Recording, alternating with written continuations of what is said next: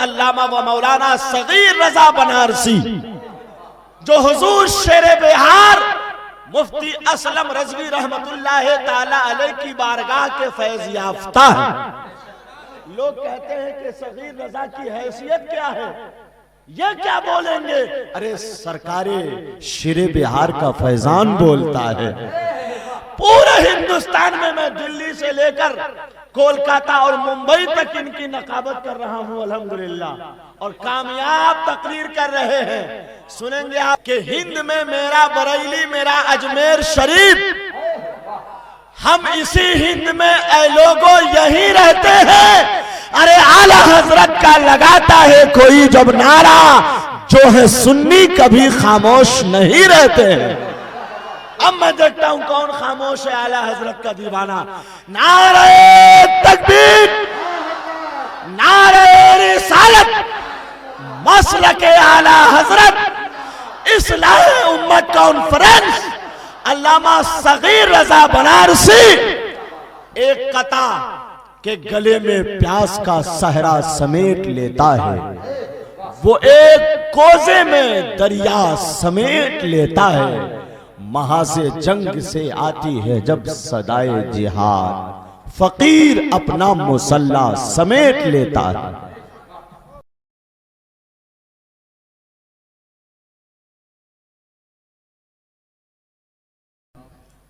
व शोराए-ए-ज़ाम दिगर बज़्म नूर में तशरीफ़ फरमा तमामी गुलशन इस्लाम के लहलहाते हुए फूल सामीन हज़रात, अज़ीज़ जन्नती बच्चों और पर्दे में बैठकर ज़िक्र खुदा व ज़िक्र मुस्तफ़ा सुनने वाली मज़हब इस्लाम की गैरतमंद शहज़ादियाँ, अस्सलामु अलैकुम व रहमतुल्लाहि व बरकातुहू।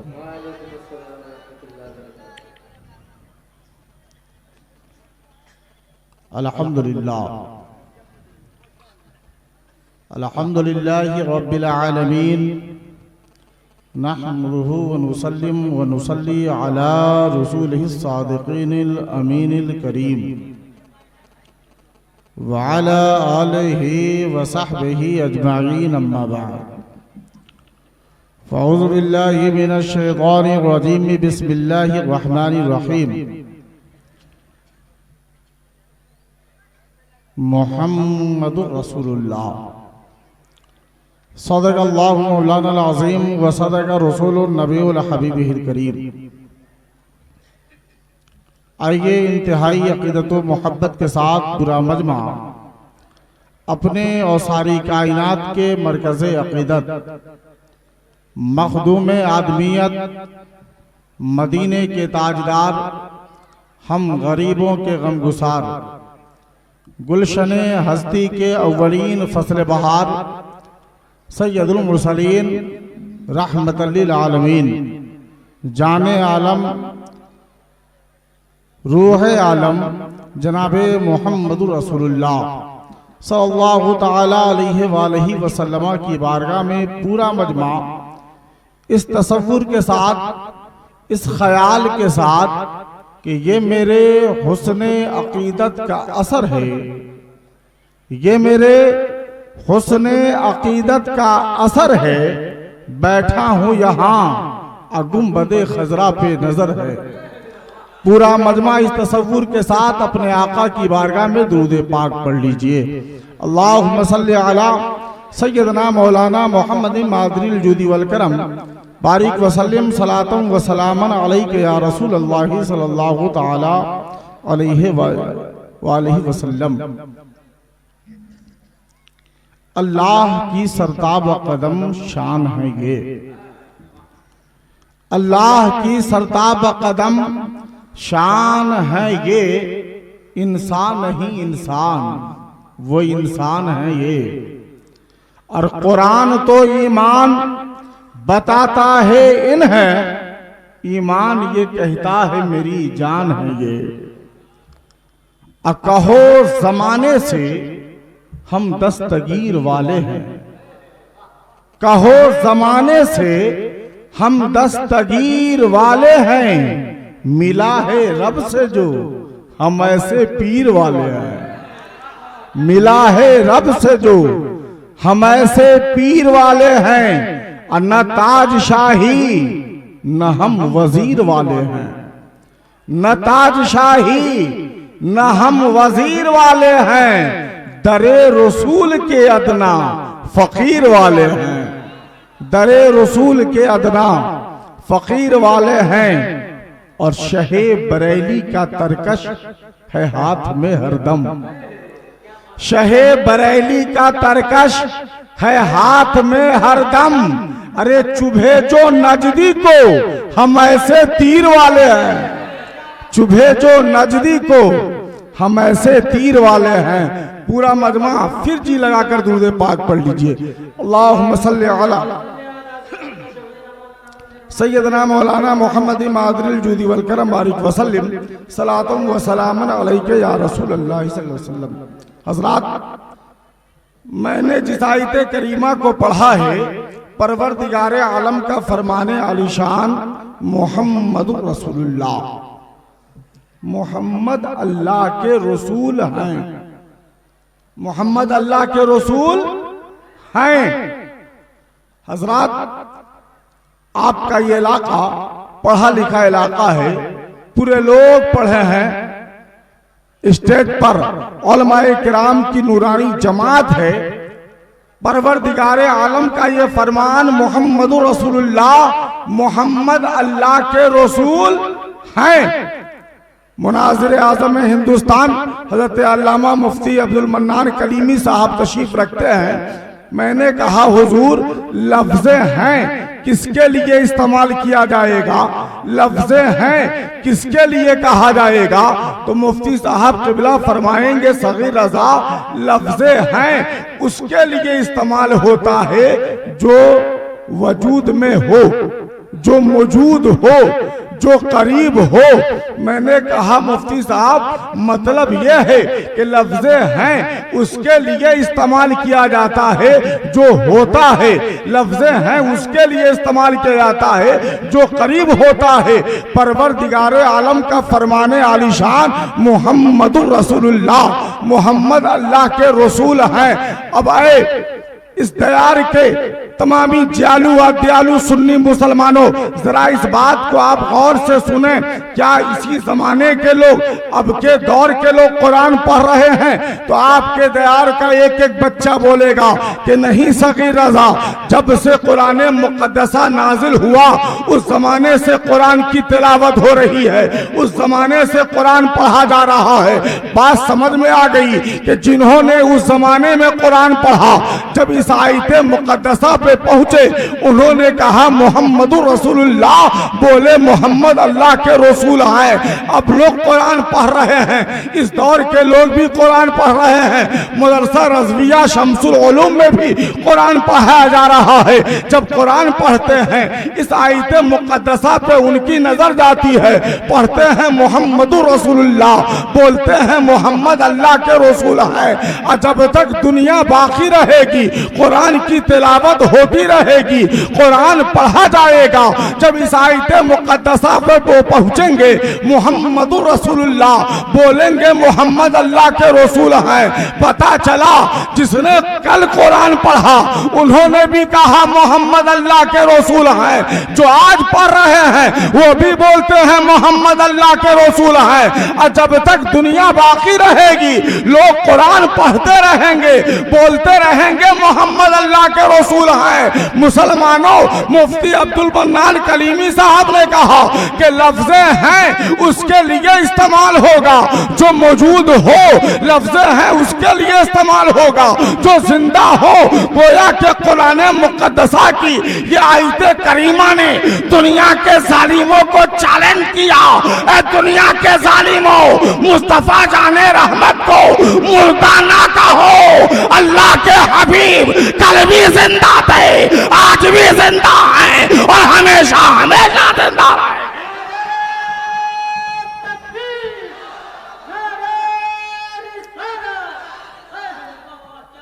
मेरे अच्छे रजा, प्यारे रजा, मीठे रजा इमाम अहमद रजा खान फरमाते हैं, तू जिंदा है वल्लाह, तू जिंदा है वल्लाह, मेरी चश्मे आलम से छुप जाने वाले। जरा जोर से बोल दीजिए और मोहब्बतों से बोलिए, मोहम्मद रसूलुल्लाह, मोहम्मद अल्लाह के रसूल हैं। तो कैसे रसूल हैं? मोहम्मद अल्लाह के रसूल हैं तो कैसे रसूल हैं? तो कुर्बान जाइए अपने आका पर। मोहम्मद अल्लाह के रसूल हैं, ऐसे रसूल हैं जो मेरे आका का मिसाल नहीं मिलता, मेरे मुस्तफ़ा का कोई जवाब नहीं मिलता। मोहम्मद कहते किसे है उस पर गौर कीजिए। मोहम्मद उसे कहते हैं जो बेऐब हो, मोहम्मद उसे कहते हैं जो हर एतबार से पाक हो, मोहम्मद उसे कहते हैं जो तमाम खूबियों का मालिक हो।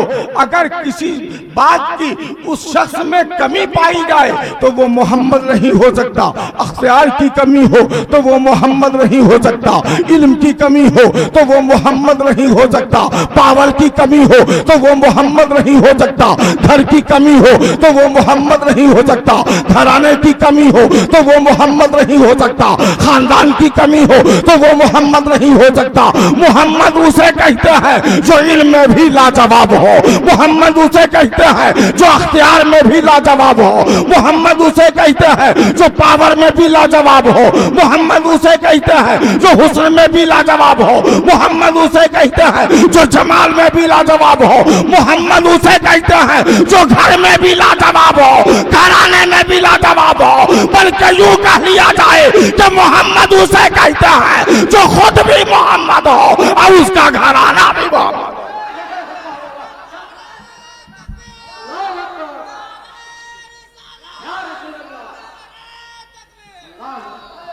मोहम्मद उसे कहते हैं जो हर एतबार से आला हो, मोहम्मद उसे कहते हैं जो किरदार में भी आला हो, इल्म में भी आला हो, हुस्न में भी आला हो, खानदान में भी आला हो।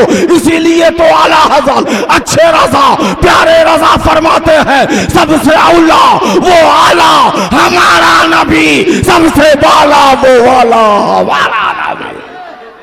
जरा झूम के बोल दीजिए सुभान अल्लाह और मोहब्बतों से बोलिए सुभान अल्लाह। मोहम्मदुर रसूलुल्लाह, मोहम्मद अल्लाह के रसूल हैं। आइए मुसलमानों, मोहम्मद अल्लाह के रसूल हैं तो कैसे रसूल हैं? आपने इस्लाहे उम्मत कॉन्फ्रेंस रखा है, काबिल के लायक हैं, तारीफ के लायक हैं इस अराकीन के लोग जिन्होंने अपने आका की उम्मत की इस्लाह के लिए इस बज़्म पाक को सजाया है। तारीफ के लायक है मदरसा रज़विया शम्सुल उलूम के अराकीन जिन्होंने सरकार की उम्मत की इस्लाह के लिए इस बज़्म पाक को सजाया है और अपने जलसे का नाम इस्लाह उम्मत रखा है। आओ मुसलमानों, इस्लाह उम्मत कॉन्फ्रेंस में आने वालों जालू दियालू सुन्नी मुसलमानों, आप इस कॉन्फ्रेंस में आए हो तो अपने दामन में कुछ लेकर जाओ ताकि आपको कुछ थोड़ी बात भी अगर आपने उस पर अमल कर लिया तो कसम खुदा की मदरसा रज़विया शम्सुल उलूम के अराकीन ने जो इस बज़्म पाक को सजाया है उनका मकसद हल हो जाएगा। और सरकार दो आलम सल्लल्लाहु तआला अलैहि वसल्लम की अगर हमने सुन्नत पे अमल कर लिया तो हम यहाँ भी कामयाब और वहाँ भी कामयाब हो जाएंगे। आओ मुसलमानों, कायनात के मसीहा मुस्तफ़ा जाने रहमत हैं, अपने हुजरे मुबारका में तशरीफ फरमा है। मेरे आका ने इरशाद फरमाया, ऐ लोगों, वो इंसान सबसे बेहतर है जो अपने रिश्तेदारों का ख्याल करता है, अपने रिश्तेदारों के हक को अदा करता है। सरकार फरमाते हैं कि एक इंसान पर सबसे ज्यादा जिम्मेदारी उसके रिश्तेदार की होती है, इसलिए चाहिए कि अपने रिश्तेदारों के साथ सिले रहमी करते रहो। एक सहाबी उठे, कहा, या रसूल अल्लाह, मेरा एक रिश्तेदार है जो मुझ पे जुल्म करता है, मुझको सताता है, मुझे मारता और पीटता है, मुझसे लड़ाई करता है, लेकिन या रसूल अल्लाह मैं उसके साथ सिले रहमी करता हूँ, मैं मोहब्बत से पेश आता हूँ। या रसूल अल्लाह मैं सिले रहमी करता रहूं या उसके जुल्म का जवाब जुल्म से दूं? तो कायनात के मसीहा ने इरशाद फरमाया, नहीं नहीं, जुल्म का जवाब जुल्म से ना दिया जाए, बल्कि तुम पर कोई जुल्म करता है तो तुम मोहब्बत से पेश आओ। यही तुम्हारा मजहब तुम्हें पैगाम देता है, यही तुम्हारा मजहब तुम्हें पैगाम देता है। आओ मुसलमानों, जैसे ही मेरे सरकार अपने हुजरे मुबारका से बाहर तशरीफ ले गए, सरकार ने फरमाया कि इंसान जैसे ही अपने घर से बाहर निकलता है उस पर सबसे बड़ी जिम्मेदारी उसके पड़ोसी की होती है। आका फरमाते हैं अपने पड़ोसियों का हक अदा करो। लेकिन मुसलमानों, आज कोई ऐसा मुसलमान ना होगा जिसको ये शिकायत ना हो कि मेरा पड़ोसी मेरी जान का दुश्मन बना हुआ है, मेरे माल का दुश्मन बना हुआ है, मेरे इज्जत और आबरू का दुश्मन बना हुआ है। ऐ मुसलमानों, आखिर आपका पड़ोसी आपके जानो माल इज्जत और आबरू का दुश्मन क्यों बन गया? उसकी वजह यह है कि आपने अल्लाह के नबी सल्लल्लाहु तआला अलैहि वसल्लम के पैगाम को छोड़ दिया, सरकार के पैगाम पे आपने अमल नहीं किया। अगर अल्लाह के नबी के पैगाम पर आप अमल किए होते तो कोई पड़ोसी आपका दुश्मन नहीं बल्कि हर पड़ोसी आपका दोस्त होता, हर पड़ोसी आपका रफीक होता। कायनात के मसीहा मुस्तफा जाने रहमत इरशाद फरमाते हैं, अपने पड़ोसियों के साथ सिले रहमी करो, अपने पड़ोसियों के साथ मोहब्बत से पेश आओ। आका फरमाते हैं, खैरुकुम ले जा रही, अना खैरुकुम ले जा रही, तुम में से सबसे बेहतर वो है जो अपने पड़ोसियों के लिए बेहतर है, और मैं तुम सब में से अपने पड़ोसियों के लिए ज्यादा बेहतर हूँ। आओ मुसलमानों, मेरे आका फरमाते हैं अपने पड़ोसी के साथ मोहब्बत से पेश आओ। और तुम्हारा पड़ोसी अगर भूखा सोता है, तुम्हारे पास 2 रोटी है तो 1 रोटी अपने पड़ोसी को दे दो। आज कौन ऐसा इंसान होगा जो अपने पड़ोसी के घर में पता लगाए कि उसके घर में खाना बना है या नहीं बना है, उसके घर में रोटी बनी है नहीं बनी है, उसके चूल्हे में आग लगी है नहीं लगी है। एक मुसलमान ऐशो इशरत की जिंदगी गुजार रहा है, एक मुसलमान अपने शिकम शेर खा के तो सो रहा है, लेकिन उसका पड़ोसी भूखा सो रहा है। ऐ मुसलमानों, अल्लाह के नबी ने फरमाया अपने पड़ोसियों का ख्याल करो। ईमानदारी के साथ मैं आप तमामी हजरात से पूछना चाहता हूँ, एक मुसलमान ये अहद कर ले, तय कर ले कि मुस्तफा जाने रहमत के पैगाम पे हम अमल करेंगे, मेरा पड़ोसी भूखा ना सोने पाए, तो ईमानदारी के साथ बताइएगा कि एक इंसान ये तय कर ले कि मेरा पड़ोसी भूखा ना सोने पाए, तो बताइए कोई भी भूखा सोएगा? जरा जोर से बोलिए, कोई भी आपके गांव में भूखा सोएगा? कोई भूखा नहीं सोएगा।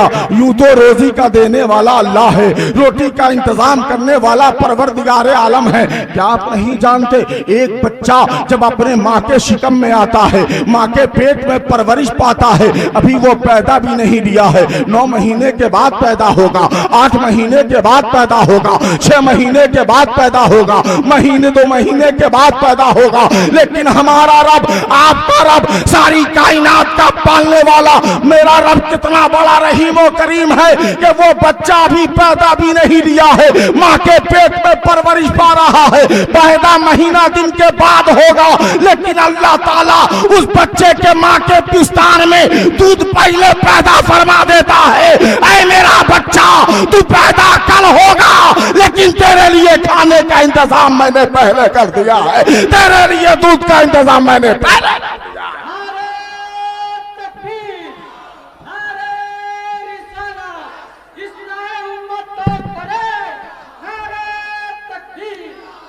लेकिन अफसोस और अफसोस मुसलमानों, आज हम अपने पड़ोसियों का ख्याल नहीं रखते हैं, हम अपने पड़ोसियों का ध्यान नहीं रखते हैं, अपने पड़ोसी के घर में क्या बना है नहीं बना है पूछते तक नहीं। आज मुसलमानों, आप याद रखो कि बर्बादी की तहलीक पे आप कदम रखे हो और खुद को घमंड कर रहे हो, खुद को गुरूर कर रहे हो। याद रखो, जब तक हम मुस्तफा जाने रहमत के पैगाम पे अमल नहीं करेंगे हम कामयाब नहीं हो सकता है, हम वो फलाह बहबूदी हमें हासिल नहीं हो सकती है। जरूरत इस बात की है कि हम सरकार के पैगाम पर अमल करें और लोगों को भी मुस्तफा जाने रहमत के पैगाम को बताएं, ताकि हर इंसान मुस्तफा जाने रहमत के पैगाम पे अमल करे। आओ मुसलमानों, मेरे आका फरमाते हैं कि तुम्हारा पड़ोसी जब बीमार पड़ जाए उनकी अयादत को जाओ, लेकिन आज ऐसा मुसलमान है कि बाप बीमार पड़ जाए तो बेटा देखने नहीं जाता है, दादा बीमार पड़ जाए तो पोता देखने नहीं जाता, चचा बीमार पड़ जाए तो भतीजा देखने नहीं जाता।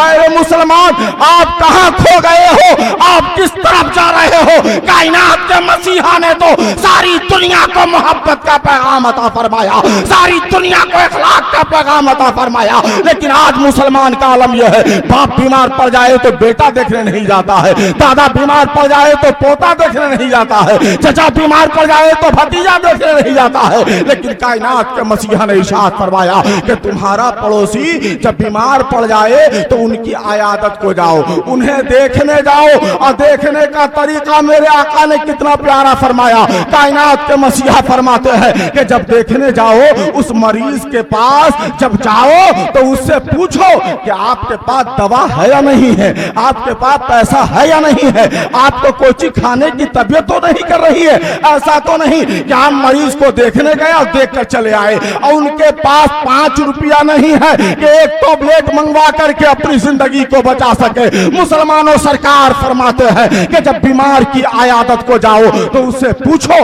आपके पास दवा है या नहीं है, आपके पास पैसा है या नहीं है, आपको कोई चीज खाने की तबीयत तो नहीं कर रही है। और अल्लाह के नबी ने यह नहीं फरमाया कि तुम्हारे रिश्तेदार हो दो दो, तुम्हारे चचा हो दो दो, तुम्हारे खानदान वाले हो दो दो, तुम्हारे भाई हो दो दो, नहीं, बल्कि मेरे सरकार फरमाते हैं तुम्हारा पड़ोसी खा वो किसी भी मजहब का हो, किसी भी धर्म का हो, वो यहूदी हो, नसारा हो, हिंदू हो, किसी भी मजहब का हो, अगर वो बीमार है तो तुम उसकी आयादत को जाओ, उसकी मदद करो। यही तुम्हारा मजहब तुम्हें पैगाम देगा। आज सारी दुनिया से आवाज आती है कि इस्लाम के मानने वाले कट्टरपंथ हैं, इस्लाम के मानने वाले आतंकवाद हैं। जिस इस्लाम ने बताया हो कि तुम्हारा पड़ोसी हिंदू क्यों नहीं उसकी मदद करो, तुम्हारा पड़ोसी हिंदू क्यों नहीं उसकी बीमार में उसकी आयादत करो, तुम्हारा पड़ोसी का वो किसी मजहब का हो उसकी मदद करो, उसे दवाइयां दो, उसे पैसा दो। वो मजहब भला शिद्दत कैसे बता सकता है, वो मजहब भला नफरत कैसे सिखा सकता है। आज सारी दुनिया में यह आवाज उठ रही है कि मुसलमान आग लगाने वाले हैं, मुसलमान नफरत फैलाने वाले हैं, मुसलमान जलाने का काम करते हैं। ऐ इस दयार के जियालू मुसलमानों, सारी दुनिया को चैलेंज कर दो कि इस्लाम को जलाने वाला ना कहना। अरे हम तो उस मजहब के मानने वाले हैं जिस मजहब के मानने वाले अपने मुर्दों को नहीं जलाते तो जिंदों को भला कैसे जलाएंगे, जिंदों को भला कैसे जलाएंगे? ये हो ही नहीं सकता है। इस्लाम तो वो मजहब है जो मुर्दों का भी एहतराम। आज इस्लाम के मानने वाले को न जाने क्या क्या कहा जा रहा है, इस्लाम के मानने वाले को न जाने क्या क्या कहा जा रहा है। ए मुसलमानों, उन जालिमों को चैलेंज करो कि हम उस मजहब के मानने वाले हैं जहां मोहब्बत ही मोहब्बत है, जहां प्यार ही प्यार है, जहां इखलास ही इखलास है, जहां सारी दुनिया को अमन व अमान का पैगाम दिया जाता है। आओ मुसलमानों, ज़हीन करीब करो। कायनात के मसीहा ने इरशाद फरमाया, ए लोगों, यतीमों के साथ शफकत से पेश आओ, यतीमों के साथ मोहब्बत से पेश आओ।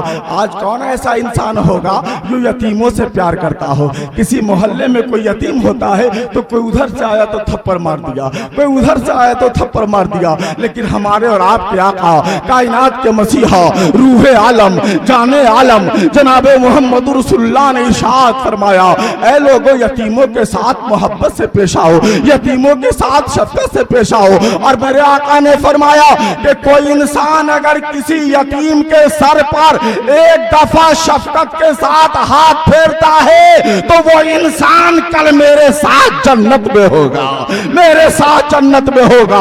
वो जन्नत जो रसूलुल्लाह की जन्नत है, वो जन्नत जो कायनात के मसीहा की जन्नत है, वो जन्नत जो हम तमामी गरीबों के गमगुसार की जन्नत है। जिस जन्नत के बारे में अच्छे रज़ा, प्यारे रज़ा, मीठे रज़ा ने फरमाया कि तुझसे और जन्नत से क्या मतलब, वहां भी दूर हो। अरे हम रसूलुल्लाह के जन्नत, रसूलुल्लाह के। देखिए आप,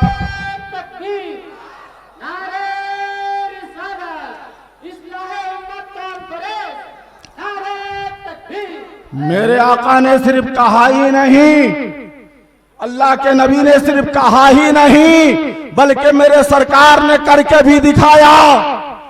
ईद का दिन है, कायनात के मसीहा सैयदना इमाम हुसैन को अपने कांधे पे लिए हुए ईदगाह की जानिब जा रहे हैं। देखा रास्ते के किनारे एक बच्चा है जिसकी आंखें पूर्णम हैं, आंखें अश्कबार है, सावन भादों की तरह उसकी आंखें बरस रही हैं। सैयदना इमाम हुसैन को मेरे आका ने जमीन पे रखा, उस बच्चे के करीब गए। ए बच्चा, आज खुशी का दिन है, आज मुसर्रत का दिन है, तुम्हारी आंखें पूर्णम है, तुम्हारी आंखें अश्कबार है। ए बच्चा, तू क्यों रो रहा है? मुस्तफा जाने रहमत की मोहब्बत भरी बातों को सुन के वो बच्चा और रोने लगा।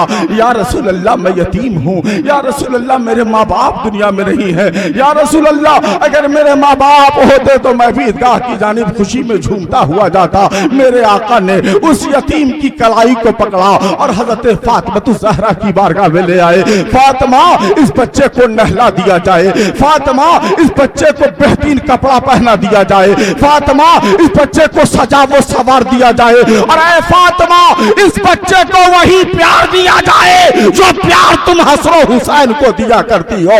ऐ फातिमा, इस बच्चे को वही प्यार दिया जाए जो प्यार एक माँ अपने बेटे को दिया करती है। ऐ फातिमा, क्या तुम नहीं जानती कि परवरदिगारे आलम ने मुझे इसीलिए दुनिया में भेजा है कि जिसका कोई सहारा नहीं है उसका सहारा बनाकर भेजा गया है, जिसका कोई देखने वाला नहीं उसका देखने वाला बनाकर भेजा गया है, जिसका कोई आका नहीं उसका आका मुझे बनाकर भेजा गया है। ऐ फातिमा, इसे नहला दिया जाए। ऐ फातिमा, इसे सजा वो सवार दिया जाए। ऐ फातिमा, इसे बेहतरीन कपड़ा पहना दिया जाए। हजरत फातिमा ज़हरा है, उस यतीम बच्चे को बेहतरीन ढंग से नहलाती है, बेहतरीन कपड़ा पहना देती है, सजा वो सवार के मुस्तफा जाने रहमत की बारगाह में पेश फरमाती है। अब मेरे आका की शफ़क़त देखिए, मुस्तफा जाने रहमत की मोहब्बत देखिए। हमारे और आपके आका मदीने के ताजदार सैयदना इमाम हुसैन को पैदल ले जा रहे हैं और अल्लाह के नबी ने उस यतीम को अपने कांधे पे बैठा लिया है। उस यतीम को मेरे सरकार ने अपने कांधे पे बैठा लिया है और ईदगाह की जानिब जा रहे हैं। जैसे ही मेरे सरकार उस यतीम को अपने कांधे पे लेकर के ईदगाह के करीब पहुंचते हैं, ईदगाह में वो बच्चे जो पहले से आ चुके थे, वो बच्चे जो पहले से मौजूद थे, जब उनकी नजर सरकार पे पड़ी कि अल्लाह के नबी एक यतीम को अपने दोषे नाजरीन पे बैठा के ला रहे हैं, अपने कांधे पे बैठा के ला रहे हैं, तो उन बच्चों ने परवरदिगार आलम की बारगाह में अपने हाथ को उठा दिया। मौला, काश आज हम लोगों के भी माँ बाप मर गए होते, हम सब भी आज यतीम होते, तो हम सबों को भी नबी का कांटा नसीब हो गया होता, हम सबों को भी नबी की मोहब्बत। मुसलमानों, ये मेरे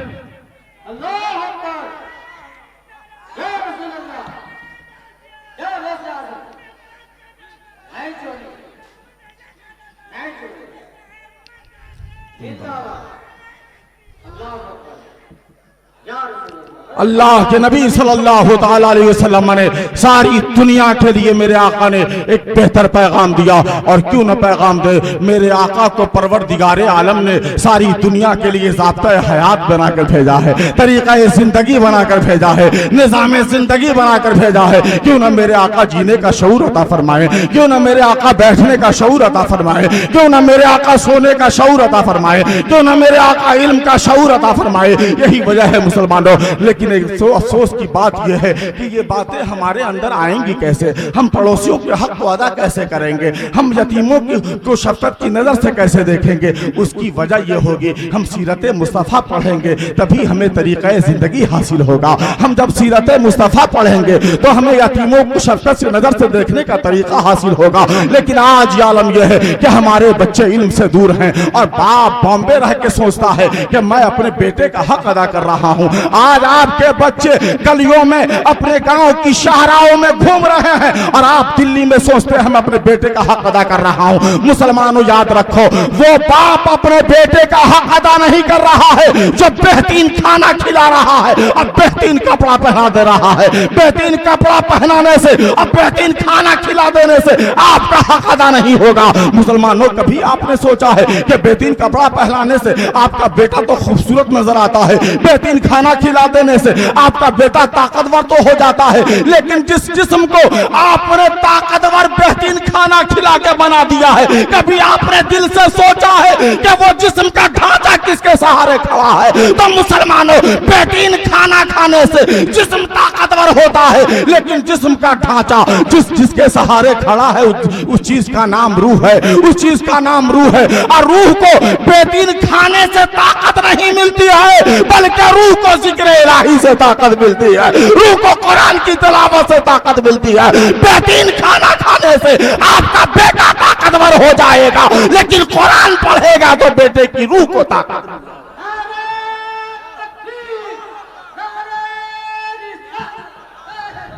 आज वो माँ बाप बहुत फख्र करते हैं, मेरा बेटा स्कूल में जा रहा है, मेरा बेटा इंग्लिश मीडियम में जा रहा है। कभी आपने गौर किया, जब आपका बेटा आपके घर से निकलता है, अपने पीठ पे बहुत सारी किताबों का बोझ लेके चलता है, लेकिन माँ बाप को वो बेटा एक पैगाम देकर जाता है, ऐ माँ, जिस तरह आज मैं अपने पीठ पर किताबों का बोझ लेकर जा रहा हूँ, जिस तरह मैं किताबों को अपने पीछे रख कर जा रहा हूँ, कल जब तेरा इंतकाल होगा तो ऐ माँ, तेरा बेटा आगे नहीं बल्कि उस रोज भी तेरा बेटा सबसे पीछे होगा, उस रोज भी तेरा बेटा सबसे पीछे होगा। लेकिन कसम खुदा की, मदरसा रज़विया शम्सुल उलूम में पढ़ने वाला बच्चा जब अपने घर से निकलता है तो माँ से कहता है, माँ, तेरा बेटा जब किताब लेके जा रहा है तो पीठ पे नहीं बल्कि अपने सीने से लगा के जा रहा है, अपने सीने से लगा के जा रहा है। और ऐ माँ,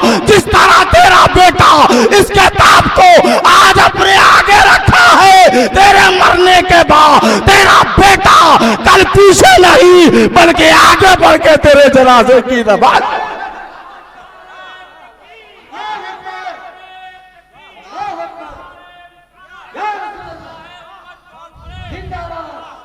आज मुसलमानों, पूरे भारत में यह बात चल रही है, पढ़ाओ।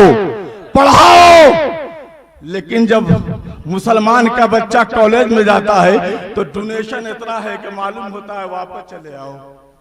ये इल्म से खिलवाड़ नहीं तो क्या कि पढ़ने की बात की जा रही है, लेकिन डोनेशन इतना है कि आपका बच्चा पढ़ नहीं पाता है, फीस इतनी है कि आपका बच्चा पढ़ नहीं पाता, आपका बच्चा डॉक्टर नहीं बन पाता, आपका बच्चा इंजीनियर नहीं बन पाता, बल्कि कॉलेज के गेट से आपका लाल वापस आ जाता है। लेकिन यही मदरसा रज़विया शम्सुल उलूम है, यही हिंदुस्तान के मदारिस इस्लामिया है। वो बच्चा जो भारत के प्राइम मिनिस्टर या बिहार के चीफ मिनिस्टर चिल्ला चिल्ला के कहते हैं कि मेरे मुल्क में कोई अनपढ़ नहीं रहेगा, डोनेशन और उसके एडमिशन चार्ज इतने है कि कॉलेज से बच्चा वापस आ रहा है, लेकिन कसम खुदा की किसी मदरसे के गेट से किसी बच्चे को बाहर जाते हुए नहीं देखा होगा। बल्कि रज़विया शम्सुल उलूम के याराकीन बोलेंगे, सदर और सेक्रेटरी बोलेंगे, इस्लाम के लाल इदारा कॉलेज से तुझे भगा दिया गया है,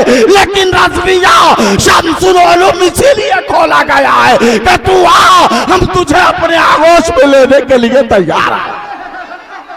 मुसलमानों, पता चला ये मदारिस है जहां आपके बच्चे को पढ़ाया जा रहा है, जहां आपके बच्चे को मेहमान रसूल बनाया जा रहा है। जानते हो मुसलमानों, आज सारी दुनिया की नजर मजहब इस्लाम पर है। उसकी वजह क्यों है? मुनाज़िर आज़म हिंदुस्तान, इनसे पूछिए, पूरे भारत नहीं पूरी दुनिया की सैर इस वक्त फरमा रहे हैं। हजरत से पूछा जाए कि हुजूर, कभी कभी अमेरिका में खलबली क्यों मच जाती है, कभी कभी अमेरिका उल्टी सीधी बात क्यों करने लगता है, उसकी वजह क्या है? तो हजरत फरमाएंगे कि अमेरिका में एक पोप ऐसा है जिसने ये कहा है कि मुसलमानों को तुम मिटा नहीं सकते, मुसलमानों को तुम मिटा नहीं सकते। पूछा क्यों? तो जवाब दिया कि मुसलमानों को, इस्लाम के मानने वालों को मिटाने का एक ही तरीका है, इनके पास जो मदरसे हैं उसे मिटा दिए जाएं, मसाजिद को मिटा दिए जाएं, खानकाहों को मिटा दी जाए, क्योंकि जब तक दुनिया में मदरसा रहेगा न तुम इस्लाम को मिटा सकोगे न मुसलमान को मिटा। तो मुसलमानों की हिफाजत बाजारों से नहीं होती, पार्लियामेंट से नहीं होती, विधानसभा से नहीं होती, बल्कि मुसलमानों की हिफाजत अगर होती है तो मदारिस इस्लामिया से हो रही है। और सिर्फ मुसलमानों की हिफाजत नहीं बल्कि आपके ईमान की भी हिफाजत होती है और आपके अकीदे की भी हिफाजत होती है। इसलिए मुसलमानों, जरूरत इस बात की है कि अपने लाल को पढ़ाइए, जरूरत इस बात की है कि अपने बेटे को पढ़ाइए, जरूरत इस बात की है कि अपने लख्ते जिगर को पढ़ाइए। वरना याद रखो मुसलमानों, आप दिल्ली, बॉम्बे, कलकत्ता रहते हैं, आपने ठेला चला के जिंदगी गुजार ली है, आपने मजदूरी करके जिंदगी गुजार ली है। क्या आप चाहते हैं कि आपका बेटा भी ठेला चलाए? क्या आप चाहते हैं आपका बेटा भी ईंट ढोए? क्या आप चाहते हैं आपकी औलाद भी मजदूरी करे? तो कसम खुदा की कोई ऐसा बाप नहीं होगा जिसका ये दिल बोलेगा कि मेरा बेटा मजदूरी करे। तो इस देश के रहने वाले मुसलमानों, आपको तय करना होगा कि मैंने अपनी जिंदगी मजदूरी करके गुजार ली है, लेकिन मेरा लाल मजदूरी नहीं करेगा, बल्कि अपने बेटे को हम इतना पढ़ाएंगे कि हुकूमत की आंख में आंख डाल करके अपने हक को छीनने वाला बन जाएगा। कितने लोग हैं जो चाहते हैं कि मैं अपने बेटा को इतना पढ़ाऊंगा कि वो मजदूरी नहीं करेगा बल्कि हुकूमत से नजरें मिला के अपने हक को छीनने वाला बनेगा। कितने लोग हैं? जरा हाथ को उठाइए, बोलिए या रसूल अल्लाह। देखिए बहुत कम लोग हैं मुनाज़िर आज़म में हिंदुस्तान तशरीफ रखते हैं। कभी कभी वो जुमला मुझे याद आता है कि रात के इस हिस्से में कभी कभी ऐसा होता है कि कुछ लोग हाथ उठाते हैं, कुछ नहीं उठाते हैं, इसका फायदा न उठाने वाला ले लेता है। आपका हाथ रहता है ऊपर, दूसरे का हाथ रहता है इधर। तो आप देख लिए, ऐसा नहीं कि जिसका हाथ नीचे है वो देख लिए किसी के जेब में तो नहीं है। अगर नहीं है तो ईमानदारी के साथ मैंने हजरत अल्लामा मुफ्ती अब्दुल मन्नान कलीमी साहब किबला या काज़ी शरीयत सीतामढ़ी हजरत अल्लामा मुफ्ती अब्दुल हमीद साहब किबला के नाम पे नहीं कहा है, बल्कि कायनात के मसीहा मुस्तफा जाने रहमत के नाम पर कहा है, जिनका सदका सारी दुनिया खा रहा है। अगर आपका ईमान वाकई है कि हमें नबी का सदका मिलता है और नबी का ही सदका खाते हैं, तो एक भी हाथ नीचे नहीं रहनी चाहिए, बल्कि पूरे हाथ को उठाइए, बोलिए या रसूल अल्लाह, या हबीब अल्लाह, सुभान अल्लाह, सुभान अल्लाह। ये देखिए मुसलमानों, यकीनन आप बेदार हैं, आप अपने दिल में हौसला रखते हैं। रात के 11-12 बजे के बाद ये आपकी दीवानगी है कि आप बैठे हैं, वरना कौन है जो 11-12 बजे के बाद कहीं बैठा रहेगा? किसी रोड पे कोई बैठा है मिलेगा आपको?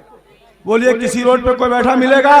नहीं मिलेगा। चाय की दुकान अभी खुली होगी? नहीं होगी। पान की दुकान अभी किसी मार्केट में खुली होगी? नहीं होगी। लेकिन मुसलमानों जरा देखिए तो सही, आप यहाँ बैठे हैं, कोई कहेगा मौलाना इस दौर में ऐसे ऐसे लोग हैं जब अक्लमंद हो जाते हैं, दानिश्वर हो जाते हैं, दाना होते हैं, तो 11-12 बजे के बाद अपने बिस्तर पे जाके सो जाते हैं। मैंने कहा बिल्कुल आपने सही कहा कि जो लोग पढ़े लिखे लोग होते हैं, एजुकेटेड होते हैं, जो लोग दानिश्वर होते हैं, दाना होते हैं, वो 11-12 बजे के बाद जागते नहीं, अपने बिस्तर पे जाके सो जाते हैं। लेकिन आपके दियार का एक एक बच्चा बोला सगीर रजा, अरे जो दाना होता है वो अपने बिस्तर पे सो जाता है, लेकिन जो मुस्तफा का दीवाना होता है वो बस में पाक को सजाया करता है।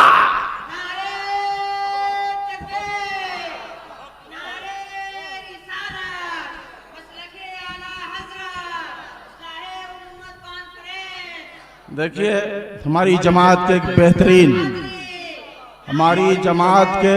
एक बेहतरीन खतीब शहजादे सुभान मिल्लत हज़रत अल्लामा सुल्तान रज़ा साहब क़िबला मुंबई तशरीफ ला चुके हैं।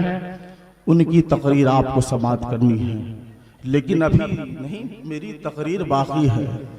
और अगर आपने बेदारी नहीं दिखाया तो सुबह तक मैं ही बोलूंगा, ये कल बोलेंगे।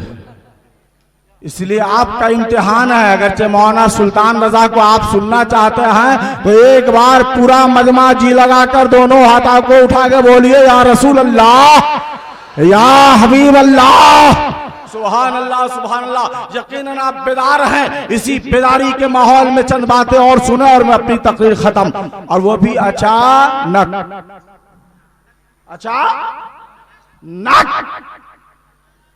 आपके जलसे का पोस्टर छपा है, अरे बोलिए छपा है, मेरा नाम है नहीं, आ गया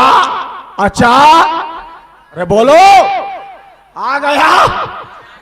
अरे मैं क्या आया अचानक, दुनिया में जो आया है सब आया अचानक, है कि नहीं? है कि नहीं? बोलिए सब आया अचानक, बोलिए सब अचानक आया नहीं। कोई आने वाला बोल के आता नहीं ना। अगर आने वाला बोल दे अम्मी जान मैं कल पैदा होने वाला हूँ, तो अम्मी मिठाई बांटे या ना बांटे, अब्बू मिठाई बांटे या ना बांटे, दादी जान पूरे मोहल्ले में मिठाई, है कि नहीं? पोता आने वाला, पता चला किसी को नहीं मालूम, आने वाला आ गया। अच्छा अरे बोलो जोर से, अच्छा ना आने वाला आया तो अचानक। लेकिन हज़रत अल्लामा मुफ्ती मन्नान अब्दुल मन्नान कलीमी साहब क़िबला से कहा जाए हुजूर जाएंगे तो क्या बोल कर जाएंगे, तो हज़रत फरमाएंगे बेटा अरे आने वाला आया भी आया अचानक, और जाएगा तो जाएगा भी। जोर से बोल दीजिए, जोर से बोलिए, जाएगा तो जाएगा भी अचानक। बहरकब मैं ये कहना चाह रहा हूं कि मैं आया हूं अचानक और अपनी तकरीर भी खत्म करूंगा अचानक, लेकिन अभी नहीं, थोड़ी देर और बर्दाश्त कीजिए। जरा पूरा मजमा जी लगाकर बोल दीजिए सुभान अल्लाह माशाअल्लाह। मैं ये कह रहा था कि अपने बच्चों को पढ़ाइए। बगैर इल्म के इंसान कुछ नहीं जान सकता, बगैर इल्म के इंसान अपने हुकूक को नहीं पहचान सकता। ईमानदारी के साथ बोलिए, अगर यहाँ से ट्यूबलाइट को बुझा दी जाए, इस लाइट को ऑफ कर दिया जाए, तो बोलिए आप मुफ्ती अब्दुल मन्नान कलीमी साहब कहाँ बैठे हैं, समझ में आएगा आपको? अरे समझ में आएगा।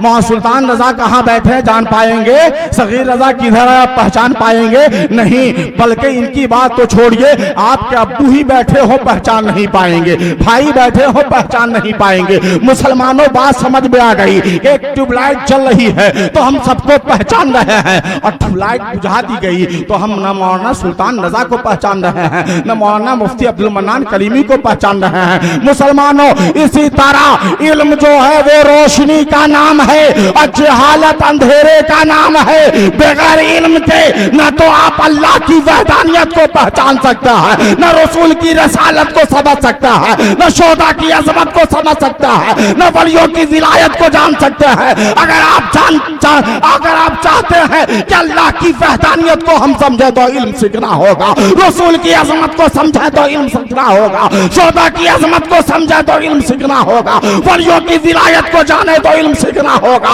मुसलमानों यूं कह लिया जाए कि बगैर इल्म के एक इंसान अपने वजूद को नहीं समझ सकता है। अगर आप चाहते हैं कि हम अपने वजूद को समझे तो इल्म सीखना होगा।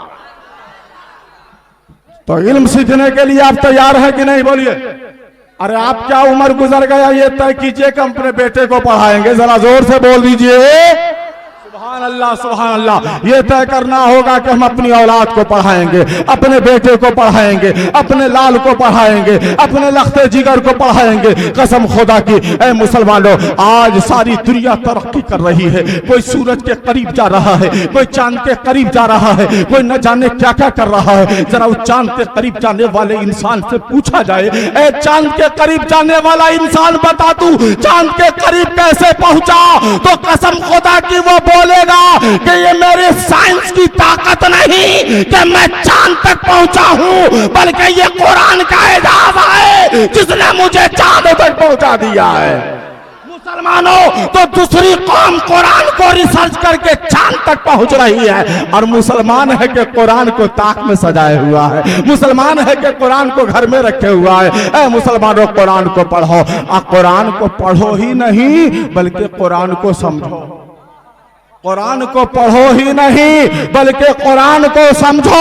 आप कुरान पढ़ोगे भी और कुरान को समझोगे भी तो कसम खुदा की दुनिया की हर कामयाबी आपके कदमों में होगी। दुनिया की हर फलाह बहबूद का नजरिया रास्ता आपकी नजरों में होगा। लेकिन मुसलमानों, इन तमाम चीजों के बाद एक बात और याद आ रही है। आज दौर ये है, खास के हमारे नौजवानों का आलम, ये नौजवान के कपड़े देखिए, नौजवानों का चेहरा देखिए। ये कमेटी वाले बड़े ही अच्छे लोग हैं जिन्होंने अपने जलसे का नाम इस्लाह उम्मत कॉन्फ्रेंस रखा है। क्यों ना इनके दिल में दर्द हो, क्यों ना इनके सीने में दर्द हो कि मुस्तफा जाने की रहमत की उम्मत भटकती हुई नजर आ रही है। जिस नबी ने सारी दुनिया को रुश्द और हिदायत का तरीका बताया हो, सारी दुनिया को जिंदगी जीने का तरीका बताया हो, सारी दुनिया को रोशनी अता की हो, आज उसी नबी के उम्मती भटक रहे हैं। आज उसी नबी के उम्मती दर की ठोकर खा रहे हैं। इन कमेटी वालों के सीने में दर्द पैदा हुआ कि हम उम्मत की इस्लाह के लिए, मुस्तफा जाने रहमत की उम्मत की इस्लाह के लिए जलसा रखेंगे, जलसा करवाएंगे, ताकि सरकार की उम्मत को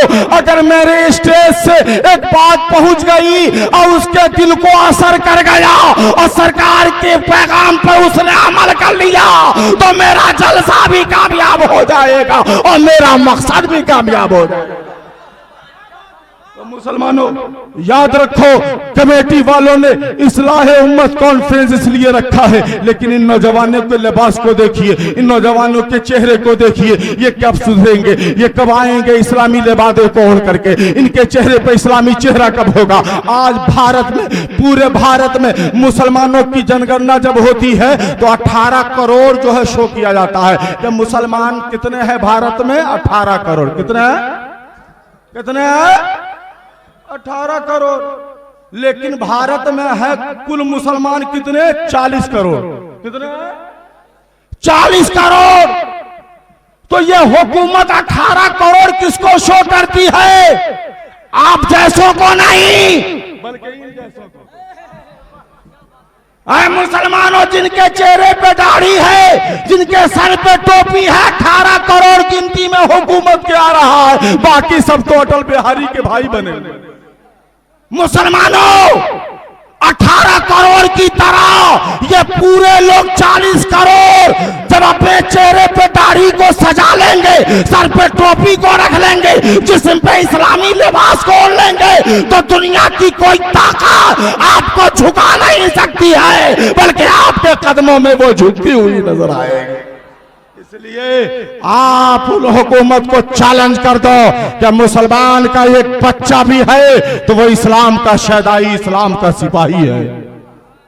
अगर ऐसा वाकई हो जाता है तो कसम खुदा की आपका रंग होगा, आपका परचम होगा। आप जिधर चलोगे अपनी कौम की नुमाइंदगी करोगे, आप जिधर चलोगे अपने मजहब की नुमाइंदगी करोगे। इसलिए जरूरत इस बात की है मुसलमानों कि अपनी औलाद को पढ़ाओ और अपने माँ बाप का एहतराम करो। आज बेटा घर से निकलता है, सुबह से शाम तक निकलता है, कहीं नौकरी नहीं मिलती है, कहीं रोजी नहीं मिलती है। पहुंच गया मौलाना से, हुजूर एक ताबीज लिख दीजिए। कहा क्या हुआ? कहा हुजूर सुबह से शाम हो गई, कोई रोजी नहीं हासिल हुई, कहीं काम नहीं मिला। उस बेटे को कैसे काम मिल सकता है जो अपने माँ बाप का एहतराम नहीं करता है, अपने माँ बाप की इज्जत नहीं करता है। इस जलसे में आए हुए जियालू दियालू सुन्नी मुसलमानों, आप चाहते हो कि आपके रोजी में बरकत हो, आप चाहते हो कि घर से निकलो तो आपको रोजी हासिल हो जाए, तो रोजी की तलाश में निकलने से पहले अपने माँ बाप के करीब जाओ और माँ बाप के चेहरे को मोहब्बत के साथ देखो, माँ बाप की पेशानी को चूमो। माँ जब अपने आंचल को उठा करके दुआ कर देगी तो बेटा के कदमों में रोजी सिमट के आ जाएगी। इसलिए मुसलमानों, माँ बाप का एहतराम करो, माँ बाप की इज्जत करो। माँ बाप का एहतराम करोगे, माँ बाप की इज्जत करोगे तो रब कदीर तुमसे राजी हो जाएगा, रब के हबीब तुमसे राजी हो जाएंगे। इसलिए मुसलमानों, अपने माँ बाप का एहतराम कीजिए। अगर आप चाहते हैं, रोजा किस लिए रखते हो? जन्नत रब की रजा हासिल हो जाए, जन्नत मिल जाएगी, यही मकसद है। नमाज क्यों पढ़ते हो?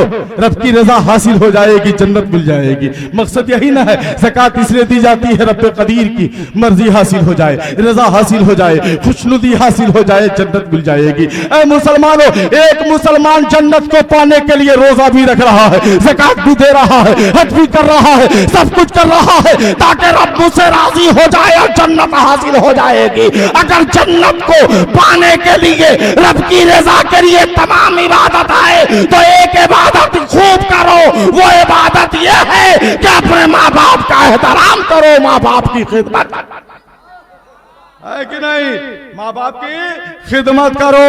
और अपने भाइयों से खाओ, चचेरा हो, गांव का हो, कहीं का भी हो, मुसलमान भाई से मोहब्बत से पेश आओ, अल्लाह की मखलूक से मोहब्बत से पेश आओ। नमाज पढ़ना इबादत, रोजा रखना इबादत, ज़कात देना इबादत, हज करना इबादत, जिक्र करना इबादत, तस्बीह और तालील करना इबादत। वही मुफ्ती अब्दुल मन्नान कलीमी साहब बोलेंगे सगीर रज़ा ये सब कुछ इबादत है, लेकिन अल्लाह की मखलूक से मोहब्बत करना भी इबादत है।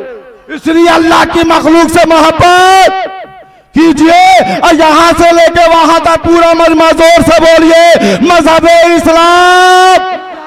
एक एक हाथ उठनी चाहिए वरना सुबह तक बोल दीजिए मजहबे इस्लाम। सुन्नी मुसलमान हम जिंदाबाद, आप सब जिंदाबाद।